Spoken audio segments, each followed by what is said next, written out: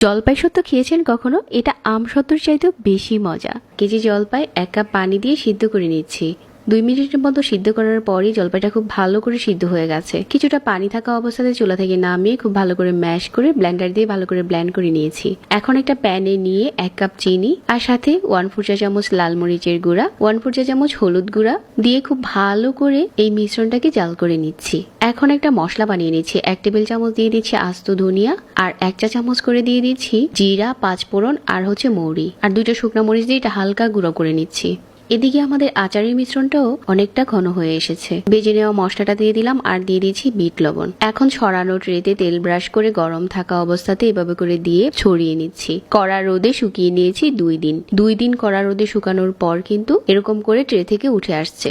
এখন আপনার পছন্দ মতো যে কোনো স্লাইস করে কেটে নিতে পারেন। এখন আমি একটা কেচি দিয়ে কেটে নিচ্ছি। আর এই জলপাই সত্ত্বটা আম সত্ত্বের চাইতেও বেশি মজা।